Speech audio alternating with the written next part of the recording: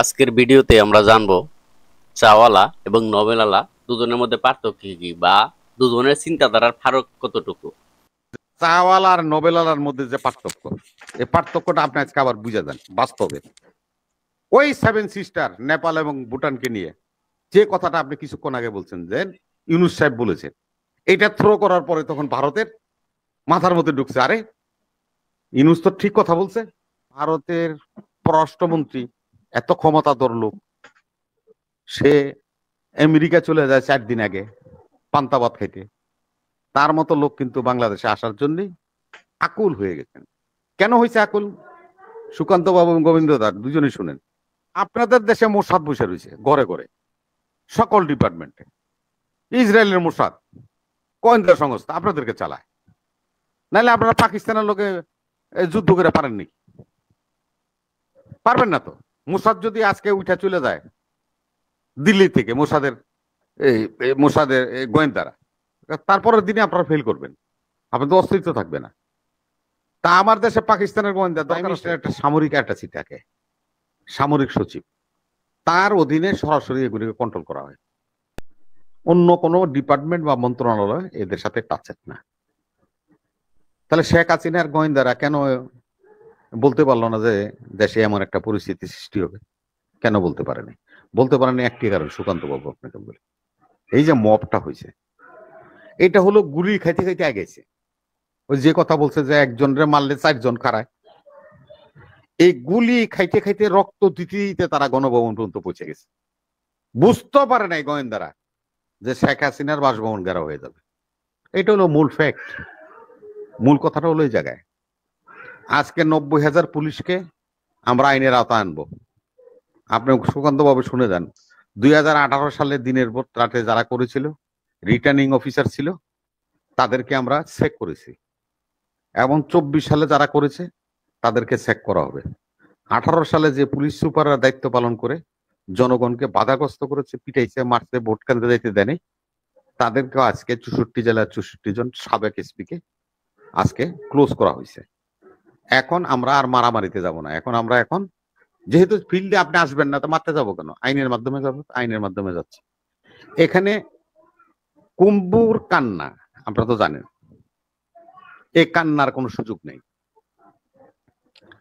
সুযোগ নাই কেন সুকান্ত বাবু? দেখেন, কুম্বুর মেলায় গেলে প্রাণ যায়, শান্তিনিকেতনে আসলে জ্ঞান অর্জন করে। আপনি কোথায় যাবেন? শান্তিনিকেতনে যাবেন না ওই আদিত্য কুম্বুর মেলায় যাবেন, যেখানে পিষ্ট হয়ে মানুষ মারা যায়, প্রাণ যায়? আপনি তো জ্ঞান অর্জন করতে আসবেন যেখানে মৃত্যু হয় না, জ্ঞান অর্জন করা যায়। আপনার দেশের এমন কিছু লোক আছে, এই যে জঙ্গি কথাটা বলতেছিল, ধর্মান্ধ আমি বলি, এটা সব রাষ্ট্রেই আছে, আমার দেশে শুধু তা না। আপনার এটা লন্ডনও পাবেন, আমেরিকাতে, জার্মানি, সব জায়গায় পাবেন। এরা হলো বললেন নাকি ওই সেই পানিতে চুবানের। আচ্ছা, আপনাকে আমি বলি যে গঙ্গার যেখানে নাকি আপনার এই কুম্ভুর মেলা হয়, সেখানে কতটুকু জল কন?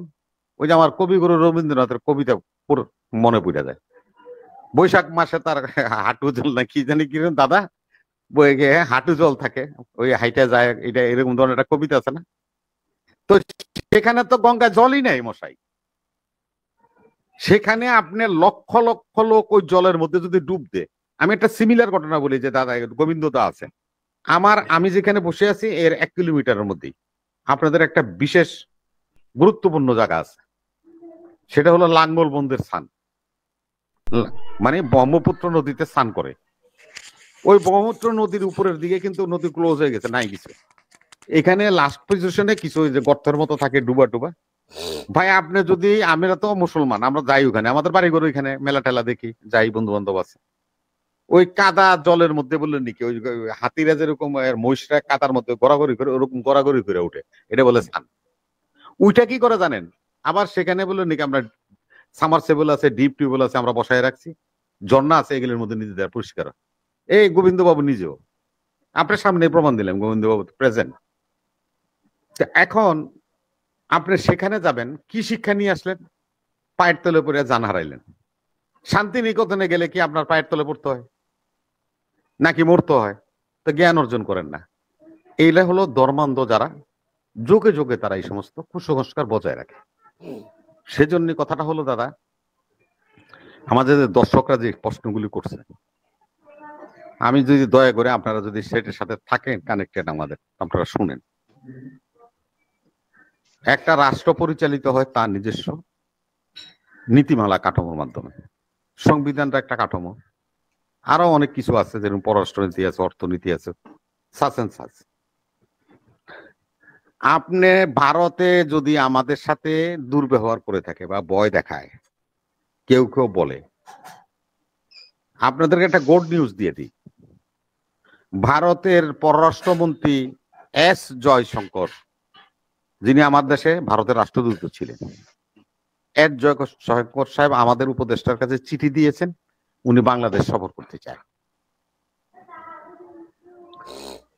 বাংলাদেশ জয় সওয়াল, ভারতের পররাষ্ট্র মুখপাত্র জয় সাওয়াল আজকে প্রেস ব্রিফিং এ বলছে, আমাদের পররাষ্ট্রমন্ত্রী এস জয়শঙ্কর বাংলাদেশের কাউন্টার পার্টের সাথে সাক্ষাৎ করতে চায়, সে ব্যাপারে আমরা তাদেরকে চিঠি দিয়েছি এবং অচিরেই আমরা হয়তো সময়টা পেয়ে যাব। তাই ভারতের পররাষ্ট্রমন্ত্রী এত ক্ষমতাধর লোক, সে আমেরিকা চলে যায় 4 দিন আগে পান্তাবাদ খাইতে। তার মতো লোক কিন্তু বাংলাদেশে আসার জন্য আকুল হয়ে গেছেন। কেন হয়েছে আকুল? সুকান্ত বাবু এবং গোবিন্দ দাস দুজনেই শুনেন। যখন দেখেন এই যে আমি যে সেদিন বলছি, সুকান্ত দাস চাওয়ালা আর নোবেলার মধ্যে যে পার্থক্য, এই পার্থক্যটা আপনি আজকে আবার বুঝে যান বাস্তবে।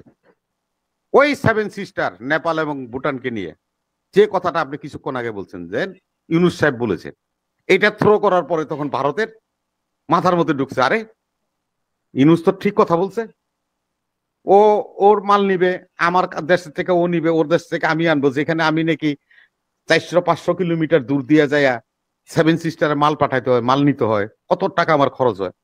আর বাংলাদেশে যেখান থেকে কি যে রামগড়ে আমাদের এখানে ফেনী নদীতে ব্রিজ করছে সাবরুমের সাথে, এই পেশা রামগড় ওই পেশা সাবরুম, তো ওইখান দিয়ে গাড়ি ঢুকে যায়, তো 7 সিস্টারের সব এই আপনার রাজ্যে চলে যাবে এবং অটোমেটিক কম খরচায় মালামাল ওখানে পৌঁছে যাবে, পণ্য বিনিময় করা যাবে।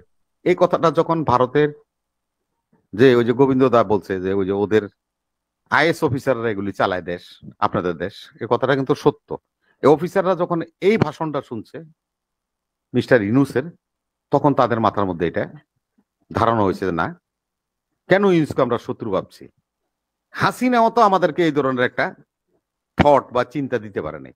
হাসিনা আমাদেরকে অনেক কিছু দিছে, ট্রানজিট দিছে, রেল ট্রানজিট দিছে, রোড ট্রানজিট দিছে, বন্দর দিছে, কিন্তু এই যে বিনিময় হবে চুক্তি, আমার মাল তুমি কিনবা, তোমার মাল আমি কিনবো এবং কম খরচে কম বয়ে আমরা এগুলি ব্যবহার করবো, কোনো ট্রানজিটের তো দরকার নেই।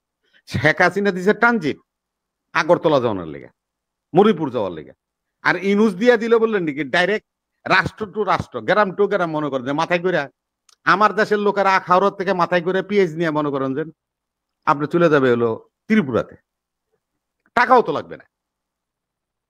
তো এই থিমটা এই জন্যই চাওয়ালার সাথে নোবেলার পার্থক্যর যে কথাটা আপনারা বলছি, সেটা এখন বুঝেন আপনারা। আমরা ভারতকে শত্রু ভাবি না। ভারত যদি এর কিছু মিডিয়া, যে কথা আপনি সুকান্ত বাবু বলছেন, কিছু মিডিয়া আছে, যে সমস্ত মিডিয়ারা এবং তাদের কিছু দাপ্তরিক লোক আছে, এরা বিভিন্ন রকম কথাবার্তা বলে যেগুলি আসলে আমাদের জন্য গ্রহণযোগ্য না। আমি অনুরোধ করব, আপনারা বাংলাদেশকে নিয়ে তো চিন্তা করবেন না। আপনাদের দেশে মোসাদ বসে রয়েছে ঘরে ঘরে, সকল ডিপার্টমেন্টে। ইসরায়েলের মোসাদ গোয়েন্দা সংস্থা আপনাদেরকে চালায়, নাহলে আপনারা পাকিস্তানের লোকে যুদ্ধ করে পারেননি? পারবেন না তো। মোসাদ যদি আজকে উঠে চলে যায় দিল্লি থেকে, মোসাদের গোয়েন্দারা, তারপরের দিনে আপনারা ফেল করবেন, আপনাদের অস্তিত্ব থাকবে না। তা আমার দেশে পাকিস্তানের গোয়েন্দা দরকার আছে? আমাদের আমাদের যে গোয়েন্দা বাহিনী, যে চৌকস কর্মকর্তারা অফিসাররা আছে, এগুলি তো নষ্ট করছে শেখ হাসিনা। ঘোষ খাওয়া শিখাইছে, চুরি চামারি শিখাইছে। আপনি সুকান্ত বাবু আশ্চর্য হয়ে যাবেন। আমার এক ছেলে ক্যাপ্টেন র্যাঙ্ক, ক্যাপ্টেন, লেফটেন্যান্ট থেকে ক্যাপ্টেন হয়েছে, তাকে একটা গাড়ি চাবি দিয়ে দিচ্ছে, আলা রাফা ব্যাংকের থেকে তার গাড়িটা বরাদ্দ দিয়ে দিচ্ছে। গাড়ির দাম হলো 60 লক্ষ টাকা, তারা দিয়ে দিচ্ছে চাবি। কি হয়েছে, তোমার বেতনের থেকে কেটে নেব, গ্র্যাচুইটির থেকে কেটে নেব, তোমার নগদ দেওয়া লাগবে না। এইভাবে সে আমাদের বাহিনীগুলির বড় বড় অফিসারগুলো মাথা কিনছে, নষ্ট করে দিছে। আপনার আশ্চর্য হয়ে যাবেন, 18 সালে যখন দিনের ভোট রাতে হয়, তখন আমার এক ভাতিজা আছে সার্জেন্ট, এখন সে টিএ হয়ে গেছে। সে ছেলে ট্রাকে ভইরা রেশন নিয়ে আইছে, আমার বাসায় তেল পাঠাই দিছে, চিনি পাঠাই দিছে, আপনার বুঝছেন গোবিন্দদা, বহুত কিছু, চাইল টাইল আটা টাটা। তা আমি ওর চাষি রেজি গেলাম যে এগুলি কলেজগুলি তো মিজানে পাইছে, ও করে নির্বাচনে ডিউটি করতে যাবে, তো এই জন্য এই রেশন দিয়ে দিছে। সে একটা ট্রাকে করে এই মালামাল নিয়ে আসছে। এবার বুঝেন কিভাবে ভ্যাট, সে কত নিচের লেভেলে পর্যন্ত ভ্যাট দিছে তার পক্ষে কাজ করার জন্য। এগুলি তো জনগণ জানে না, আমাদের আমাদের জনগণও এগুলি নিয়ে চিন্তা করে না। সেহেতু রন্দে রন্দে আপনাদেরকে আরেকটা কথা বলি আমি, মনীষ সাহেব শুনেন, গোবিন্দ বাবু, 12টা বিসিএস এর নিয়োগ দিছে শেখ হাসিনা, 60টা সেনাবাহিনীর আপনার ইয়েতে নিয়োগ দিছে হলো শেখ হাসিনা। এরার যদি নর্মাল চাকরি করেও যায় 20 বছর লাগবে এদের কে শেষ করতে আপনার। আর আপনি এত অফিসার কই পাবেন হন? সেহেতু সবকিছু চিন্তা ভাবনা করে ঠান্ডা মতো আমাদেরকে এগিয়ে যেতে হবে। ধন্যবাদ।